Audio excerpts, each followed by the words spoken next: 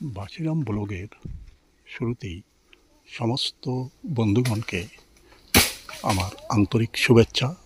তারপরেই এই ব্লগ শুরু করছি।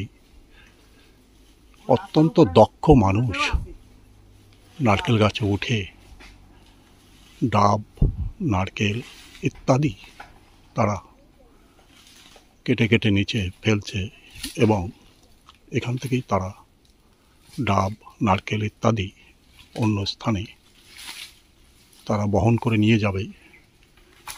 এবং হ্যাবলক দ্বীপে প্রতিনিয়ত যে হাজার হাজার পর্যটক ঘুরতে আসেন, তাদের জন্য এমন সুমিষ্ট ডাব তাদের কাছে পৌঁছে দেন এই সমস্ত লোকেরা।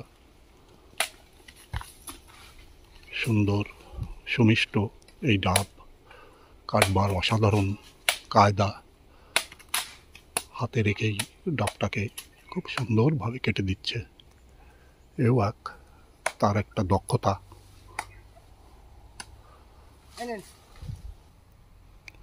বাগিচার মধ্যে যে সমস্ত নারকেল গাছ একের পর এক এখানে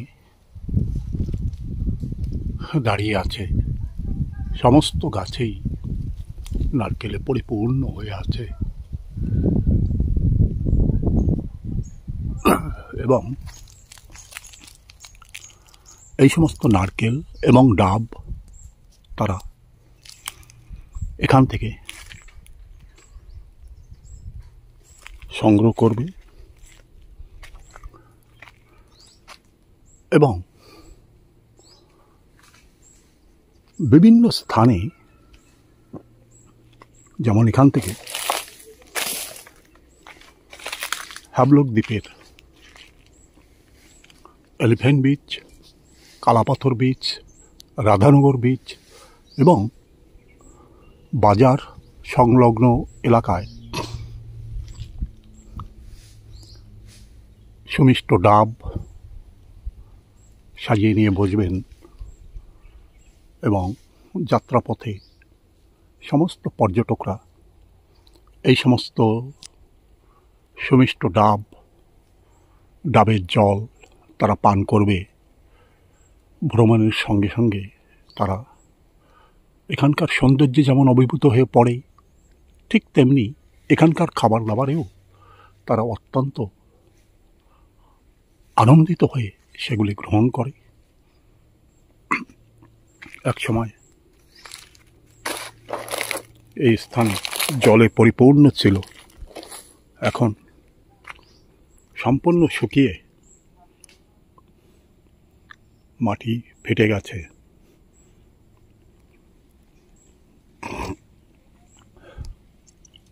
এক বিন্দু জল এখন এই নালার মধ্যে প্রবাহিত হচ্ছে না।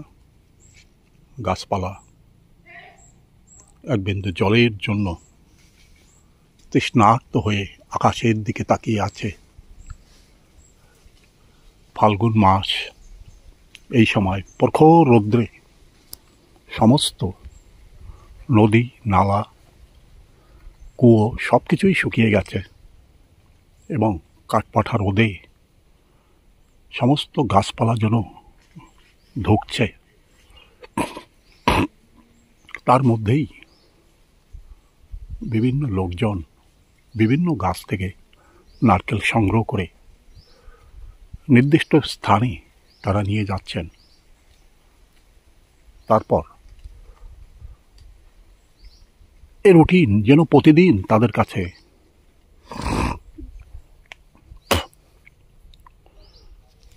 একটি নিত্য নৈমিত্তিক রুটিন হয়ে দাঁড়িয়েছে যে আজ হয়তো এই বাগিচায়, পরবর্তী সময় আরেকটা বাগিচায়, এভাবেই তারা নারকেল সংগ্রহ করে, ডাব সংগ্রহ করে, তারপর তারা পৌঁছে দেন নির্দিষ্ট স্থানে, যেখানে হাজার হাজার পর্যটক প্রতিনিয়ত সেখানে পৌঁছে যান এবং প্রখর রোদের মধ্যে তারা এই সুমিষ্ট ডাবের জল পান করে থাকে। কেউ কেউ নারকেল গ্রহণ করে থাকে, সেই সাথে অন্যান্য ফল ফলাদি তারা অত্যন্ত আগ্রহের সঙ্গে গ্রহণ করে থাকে। বাগিচার মধ্যে চারিদিকেই লতা গুল্ম, বিশেষ করে কচু গাছ চারিদিকে ছেয়ে আছে। কচু গাছ বর্ষাকালে অনেকখানিক উঁচু হয়ে দাঁড়িয়ে পড়বে, কিন্তু প্রখর রৌদ্রে তারা কোনো রকম এখানে দাঁড়িয়ে আছে। বাতাসে তাদের পাতাগুলি আন্দোলিত হয়ে চলেছে।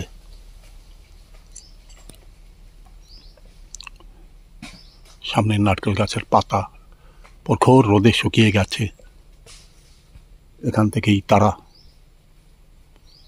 নারকেল, ডাব, এই সমস্ত গাছ থেকেই তারা সংগ্রহ করে নিয়ে যাবে এবং দক্ষ কারিগর যেমন তার কর্ম করে থাকে এখানে, ঠিক তেমনি সুদক্ষ গাছে ওঠার মানুষ এখানে এসে অত্যন্ত দক্ষতার সাথে বড় বড় গাছে চড়ে যায় এবং সেখান থেকে নারকেল, ডাব ইত্যাদি সংগ্রহ করে বস্তা বোঝাই করে তারা নিয়ে যায়।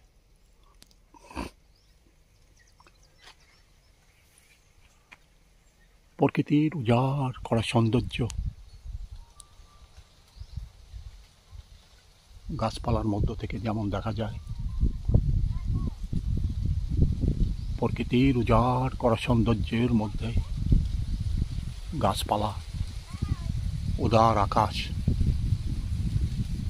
তার নিচে সুন্দর বাগিচা, যেখানে শীতল ছায়া, যেখানে বসলে পরেই হৃদয় জুড়িয়ে যায়। ঘন্টার পর ঘন্টা এখানে বসে থাকলেও শীতল ছায়ায় মনে হয় না যে এখান থেকে উঠে যায়। তাই অনেকেই এই শীতল ছায়ায়, গ্রামের লোকেরা বিশেষ করে শীতল ছায়ায় এসে ঘন্টার পর ঘন্টা তারা অতিবাহিত করে যায়। নদী নালা সব কিছুই শুকিয়ে গেছে, কেবলই নির্দিষ্ট কিছু স্থানেই জল দেখতে পাওয়া যাচ্ছে। এছাড়া এমন উদার আকাশ, এমন সুন্দর সৌন্দর্য, সব কিছুই যেন হৃদয়কে কেড়ে নেয়। দূরে কলা গাছ, ছোট ছোট সুপারি গাছ,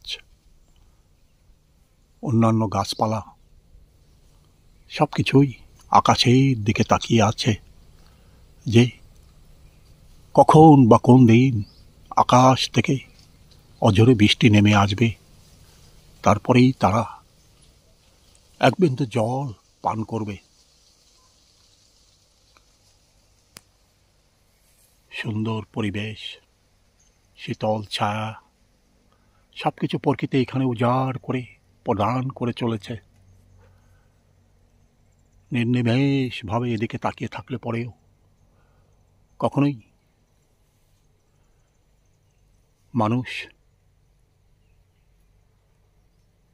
অনীহা প্রকাশ করে না, কখনো বিরক্তি প্রকাশ করে না, কারণ প্রকৃতির এখানে শীতল বায়ু, শীতল ছায়া এমনভাবে প্রদান করে চলেছে যে মানুষ এখানে আসলে পরেই যেন কোনো এক স্বর্গীয় পরিবেশের মধ্যে তার হৃদয় হারিয়ে যায়।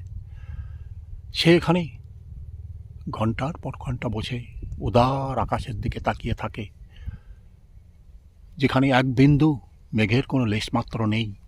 মাঝে মধ্যে দেখা যায় দু একটা পাখি বা ঝাঁক বাঁধা পাখি এখান থেকে উড়ে উড়ে অন্য কোনো দিকে, দূর দিগন্তের দিকে এগিয়ে যায়, যেখানে উদার আকাশের কোনো দিগন্তের শেষে তাদের হয়তো বাসা, সেখানে তারা উড়ে যায়। এক দ্বীপ থেকে অন্য দ্বীপেও তারা উদার আকাশের মাঝখান থেকে যখন উড়ে যায়, তারা ধরণীর বুকে এমন অপরূপ সৌন্দর্যকে দেখতে দেখতে চলে যায়। কখনো কখনো তারা তাদের ভাষায় আওয়াজ করে চলে যায়, এমন সুন্দরতা তারা উপর থেকে দেখতে পায়। কি অপরূপ সৌন্দর্য! মানুষ যখন ফ্লাইটে চড়ে আকাশে ভ্রমণ করে এক স্থান থেকে অন্য স্থানে যায়, তখনও তারা এমন অপরূপ সৌন্দর্যকেও নয়ন ভরে উপলব্ধি করতে পারে। এখানে বহুদূর পর্যন্ত প্রসারিত উদার আকাশ, তার নিচে এমন শীতল বায়ু, শীতল ছায়াযুক্ত বাগিচা, যেখানে যে কোনো মানুষ তার হৃদয় জুড়িয়ে নেয় গাছের নারকেল পাকা অবস্থায় ঝুলছে, যে কোনো সময় মাটিতে পড়ে যাবে। তারপর সেগুলিকে এই সমস্ত লোকেরাই কুড়িয়ে নিয়ে যাবে।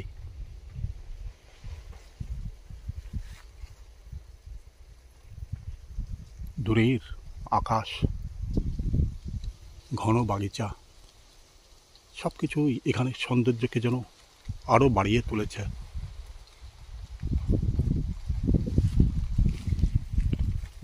সাগর যেমন তার সৌন্দর্যকে উদারভাবে সমস্ত পৃথিবী জুড়ে বিস্তৃত করে রেখেছে, এখানের উন্মুক্ত আকাশ ঠিক তেমনি এখানের সৌন্দর্যকে যেন উদারভাবে উজাড় করে এই সৌন্দর্যকে ঢেলে দিয়েছে, যেখানে এক বিন্দু মেঘের কোনো লেশমাত্র নেই। সমস্ত আকাশ পরিষ্কার এবং নীল আকাশ চোখের সামনে এখানে প্রকটিত হয়ে চলেছে। তার মধ্যে যে সমস্ত গাছপালা দাঁড়িয়ে আছে, অত্যন্ত সুন্দরভাবে চোখের সামনে প্রকটিত হয়ে চলেছে। বহুদূর পর্যন্ত বিস্তৃত এই বাগিচা, যার মধ্যে নারকেল, সুপারি, অন্যান্য ফল ফলাদির গাছপালা অবস্থান করে আছে এবং নির্দিষ্ট সময় সেই ফল ফলাদি মানুষ সংগ্রহ করে থাকে এবং অত্যন্ত আনন্দের সাথে এই সমস্ত গাছপালার মধ্যে তারা ঘুরতে আসেন এবং আনন্দে অধীর হয়ে যান, কারণ তারা তাদের নিজের হাতে এই সমস্ত বাগিচা গাছপালা গড়ে তুলেছে। আজ সেই সমস্ত গাছপালা ফল প্রদান করে চলেছে এবং এ গাছ যতদিন এ ধরনের বুকে জীবিত থাকবে, ততদিন এ গাছ ফল প্রদান করে যাবে সমস্ত মানুষের জন্য। সুন্দর এই পৃথিবী, সুন্দর এই প্রকৃতি, যার মধ্যে যে কোনো মানুষ তার হৃদয়কে হারিয়ে ফেলে, মানুষ সুন্দরতার মধ্যে যেন হারিয়ে যায়, তার জীবন যেন ধন্য হয়ে যায়। আজ ছোট্ট এই গাছটি একসময় এমনই বিশাল আকৃতির সাথে এখানে দাঁড়িয়ে পড়বে এবং সমস্ত গাছে নারকেলে সমৃদ্ধ হয়ে যাবে। তখন মানুষ এই সমস্ত নারকেল সংগ্রহ করে যাবে। লতা গুল্মের মধ্যেই সুন্দর একটি ফুল এখানে ফুটে আছে। এ ফুল সবুজ ঘাসের মধ্যে একটি আলাদা সৌন্দর্য এখানে প্রদান করে চলেছে। লতা গুল্মের মাঝেই হেলাঞ্চা শাক মাঝে মধ্যেই মাথা তুলে দাঁড়িয়ে আছে। প্রখর রোদ্দুরে শুকিয়ে যাচ্ছে, আবার বৃষ্টি পড়লে পরে সতেজ হয়ে উঠবে। উদার আকাশ যেমন বিশাল, তেমনি যে কোনো মানুষের হৃদয়, যে কোনো মানুষের ভালোবাসা সব কিছুই উদারভাবে সমস্ত মানুষের মধ্যে আদান প্রদান হয়ে চলেছে প্রতিনিয়ত। মানুষ তাই একে অপরের ভালোবাসার মধ্যেই এই পৃথিবীতে অবস্থান করে আছে। একে অপরের আশীর্বাদের মধ্যে মানুষ এখানে অবস্থান করে আছে। সমস্ত মানুষের আশীর্বাদ ধরণীর বুকে প্রবাহিত হয়ে চলেছে। শ্রদ্ধেয় দর্শক মণ্ডলী,